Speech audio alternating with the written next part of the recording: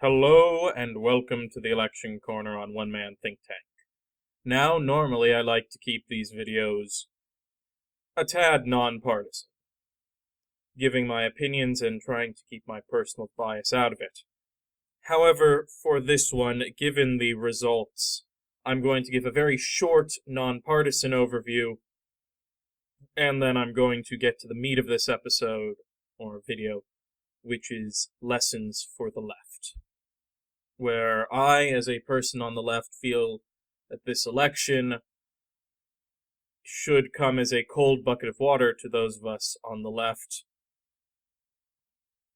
And now, I'll get into that in a bit. I'll give you the nonpartisan version first. Now, I expected the Conservatives to win. I want to get that out there. This is not a shocking result, a Conservative victory. The Conservatives not being in a hung parliament is not shocking. The main factor of this that is very shocking is how badly Labour has lost. Truly, if there is one loser tonight, it's Labour, with the Lib Dems being a small other loss as well. As you can see here, Liberal Democrat leader Joe Swinson loses her seat to the SNP. That's just a personal blow against the Liberal Democrats. I think they had a sincere chance of winning this when they were the only party that was saying, "We'll vote for Remain," but they're not anymore, or they weren't. And it became a lot of tactical voting that I think might have screwed people over. So, to summarize, the main area in which Labour lost was in England itself. They lost the majority of the seats in England, but that's also not shocking, as England contains a majority of the seats. As you can see right here, it contains over half. Almost 5/6 of the seats. In Northern Ireland, the Scottish, what's it called? I can't remember. The SDLP won 2. Maybe it's Scottish Democratic Labour Party. I can't remember. The key point here is the Democratic Unionist Party lost 2 seats. That shows a level of loss in support. And the fact their Westminster leader lost his seat, hurts them. In Scotland, the SNP gained seats. That's not shocking to me. In fact, Scotland is the only place where Conservative lost votes. And this is a very strong sign that should Brexit go through, I believe Scotland will attempt a second referendum. The question is, at this point, will the Conservative government let them get away with it, especially after the mess this Brexit thing has been? Or under a Johnson leadership, because he hasn't seemed to care much for the Scottish. And lastly, in Wales, that's where Labour lost another good chunk of their seats. Having lost 6 seats straight to Conservatives, this should send a sincere message to everyone in general that this election was about Brexit, and the fact that Labour couldn't really make a stand on it, I think hurt them the most. Had they gone pure Remain, they could have gotten a big groundswell of Remain votes. Had they gone Leave, they would have been able to keep, I think, a lot of seats from the Conservatives and possibly push things towards a hung parliament. But they didn't do that. So if that's the lesson you're going to take away from here, nonpartisanly, of course, is Labour got swamped. I believe it's due to Brexit. There is an argument here that the Lib Dems stole a lot of votes that could have cost them some key districts, but I don't think that's the case. Also, it's not here because we're on the proper screen. Social Democratic and Labour Party, that's what it is. The left-wing party of Northern Ireland. If you want the other note I'll make, I just saw this. Jeremy Corbyn will be stepping down after Labour's loss. There are two things it's been blamed on: Brexit and Jeremy Corbyn's leadership. And I'm going to be totally frank here. I'm going to say both those analyses are right, though I'm going to put a little bit more at Brexit and how Jeremy Corbyn handled that in particular. So with that being said, if you just want the nonpartisan bit, click subscribe, write a comment, leave a like. This is your part of the video done. If you're on the left, stick around, because I'm going to be drawing some more personal analysis, let's say, for our movement. So whether you are liberal, a leftist, left-wing socialist, social democrat, center-left, whatever, you need to take note of this election. In this case, I'm actually going to mostly talk to everyone progressive and left. Center-left, you can pay attention for your own interest. Jeremy Corbyn's platform was the most left-wing platform ever to be run in the UK. He did not lose because of that platform. But I also want to make this clear. He did not win because of that platform. I believe there are many, many people in the United States right now who have a very strong belief that if you just run to the left with the strong enough policies, just on the policies alone, you'll win. That's not the case. Each election has a theme. Now, sometimes the theme is subtle. Sometimes the theme, an example of a subtle theme, immigration during the midterms. Donald Trump kept championing on about the caravan, the caravan, the caravan. It's coming, immigrants, immigrants. Ooh, BBC News not responding. I hope that's not taking down my screen capture. Doesn't seem to have. Fingers crossed. But immigrants, they're bad, they're the reason why. Now, it turned into a little bit more of a referendum on Trump and the Republicans. And from this point on, I'm going, until I reference maps again, forgive me if all of a sudden you get pause on the screen, or if there's a little graphic, I may have to edit something in, because Chrome glitched out on me. But immigrants, and that's what he tried to make it about. It was about that to an extent. Democrats talked about children in cages, Republicans talked about evil migrants coming to take your jobs, and Democrats won on that issue. They ran on that issue, as well as Trump, but you have to control the narrative. The theme for 2016 was, do you like Hillary Clinton? No one really thought Trump was going to win. It was all about Clinton. I think had the election actually been a comparison between the two, she would have won. But it became a, do you like Hillary Clinton? Do you trust Hillary Clinton? Think about how people phrase their votes for those who broke away from the Democrats or didn't come out to vote. It wasn't about, well, I can't decide between Clinton and Trump. It's, Trump is bad, but Clinton's also bad. Or, I don't like Clinton, so I'll vote for Trump. That's where a lot of white-collar workers went. Because Democrats made gains in the House and the Senate, just not enough to take over.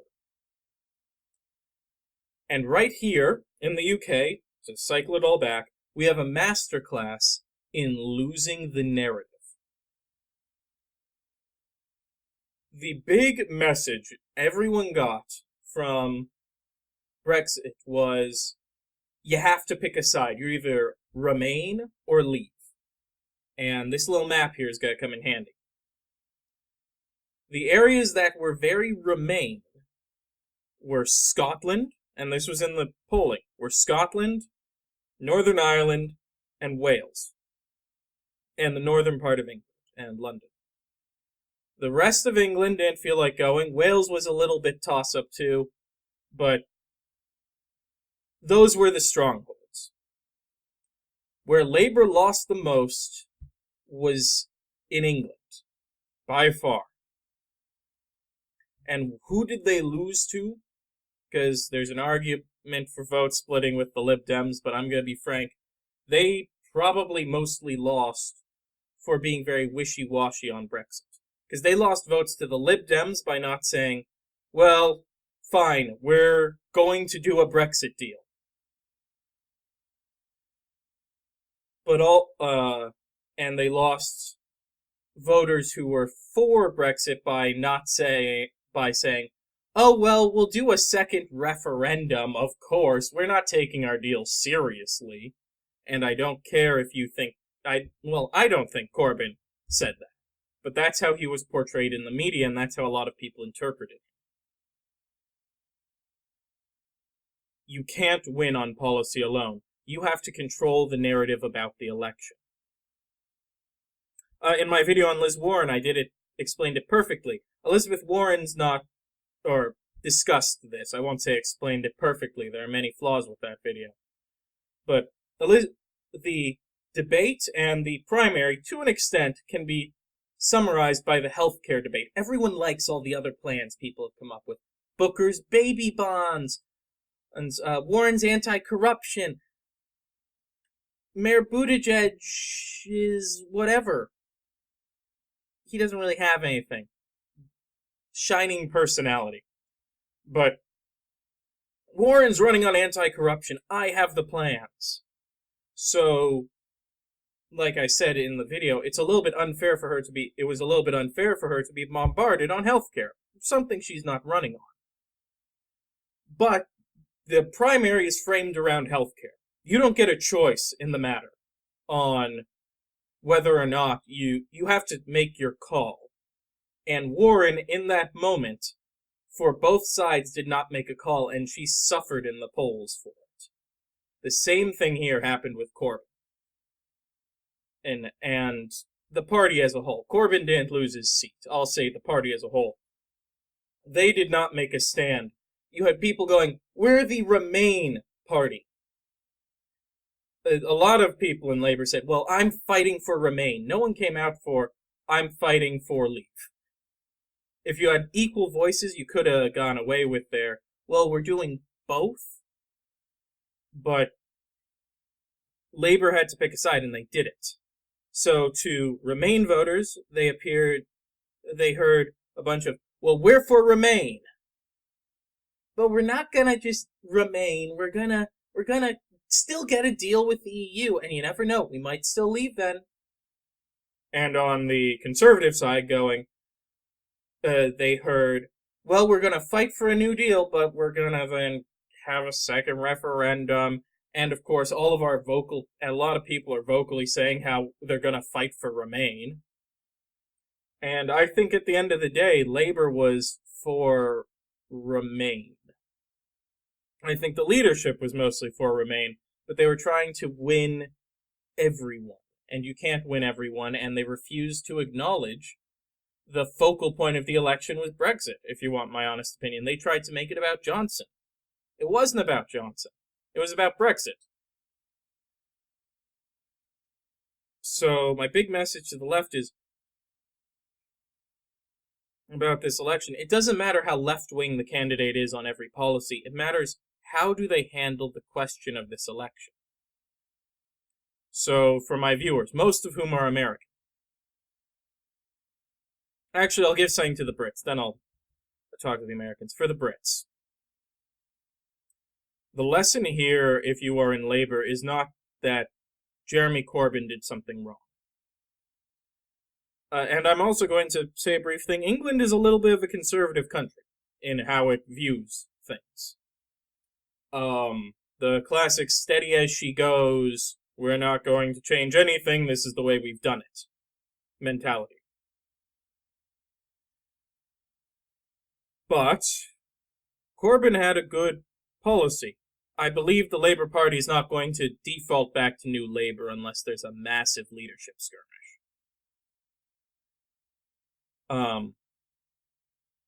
But what Labour has to do is they have to be willing to make a call. That's the main issue I've seen with Labour ever since Corbyn took over. They've been willing to call economic issues, but not social issues. And Brexit is a social issue.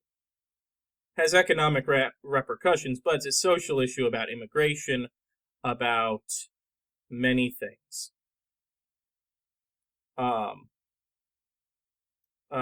Sorry, I don't mean to wipe it away with many things. I'm very tired right now. I stayed up to watch the election results.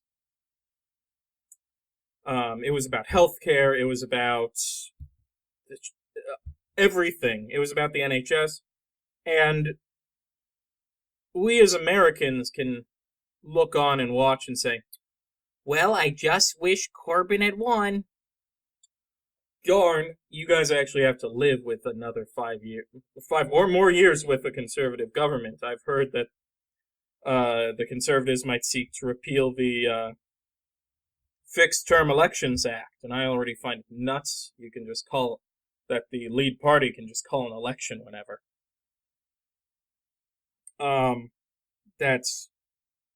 That boggles my mind.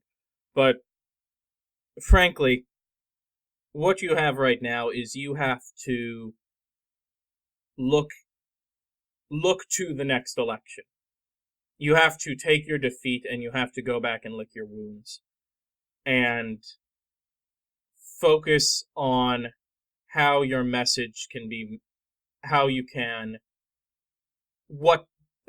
basically guide where the next election debate is going. I think you need to make it about healthcare. You need to make it about the NHS. You need to make it about privatization. You can't make it about personalities, especially with someone like Boris Johnson. To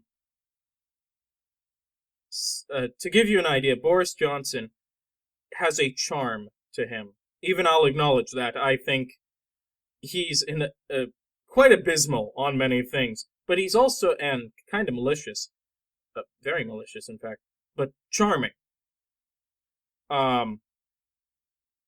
In how he goes about it. I think John Oliver did a great video on Boris Johnson and how he kind of has this disarming quality to him.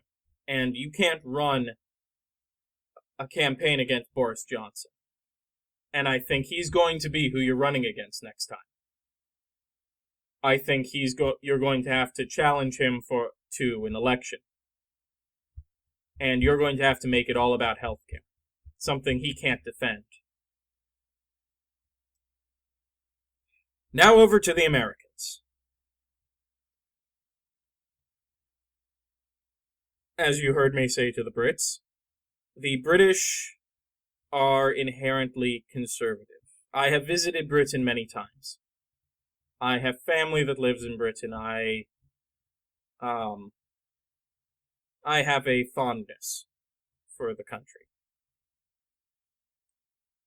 However, this is not the case in the United States, and this is where we can take a little bit of hope. Americans are inherently progressive. And this isn't me trying to say this in some sort of superiority. Rather, America has always had the benefit of being a rather open-minded nation. And this is partially due to the fact we've got 50 states. So you have 50 regions, each with a conservative party and a liberal party. And one state has a progressive party. And as such, more ideas get thrown about, and there's a much more rapid rate of acceptance. I'd actually say for Americans, economic issues are rather easy for us to get populism behind, while social issues can have an issue. But we've managed to form a coalition that's actually the left-wing on social issues. That's the current Democratic Party. A left-wing coalition around social issues, not necessarily entirely economic. But the big thing we can take from this, and this is true for every election in every country, when 2020 comes around, when we make our arguments, whether or not our candidate is the one holding the nomination, and our candidate could be a couple people in that primary. If Joe Biden wins, let's take Joe Biden, and he's running, progressives still need to make our case, and we need to make it in the context of what the election's going to be about. And the election's going to be about Trump. I know people don't like it. People don't like, oh, Russia, it was such a nothing burger, nothing happened, or Ukraine, or the impeachment. I know there are people on the left who say that. There are people on the right who say that. But we have to take whatever we're pushing and frame it in the context of Trump. We want Medicare for all to keep people like Trump from taking away people's health care. We want to expand SNAP because we want to keep people like Trump from taking food away from the poor. That's how we'll have to phrase it. And I know there are people who don't like that. But that's how you have to do this. Right now, this UK election should be a warning to the US. Brexit should have been a warning. Hey, conservatives still turn out. They will turn out. And if we don't turn out to counter them, we lose. That's what Brexit was the warning of, and we ignored it and elected Trump. Well, a couple states ignored it. Quite a few states turned out proper. But for this upcoming election in 2020, the message we need to take away here is we need to make our message clear. And this is back to all Democrats. Welcome back, centrists. We need to make our message clear and about whatever the election is. We can't make it about what we want it to be about. We can't say, well, Bernie, if it's Bernie's running on Medicare for all. Great. Trump's not going to fight that battle. He's going to be talking about Trump and immigration. I don't think the election's going to be about immigration. I think it's going to be about Trump and Trumpism. Do we want this ideology to stick around? And we're going to have to fray, and in the general, everything's going to suddenly flip from this big old healthcare debate we're having in the primary to a debate on anti-corruption. And I don't know how that's going to turn out right now. When we're a bit closer to the end of the primary, I'll be able to make a much better call, but for now I can't. This has been the Election Corner on One Man Think Tank. Please remember to leave a comment and a like on the video. Also, feel free to subscribe if you want more interesting commentary such as this, as well as some policies, which I will be putting out within the next few days to a month. And also click that notification bell so you can see everything that comes out. Otherwise, have a wonderful day. I'm going to go get some sleep.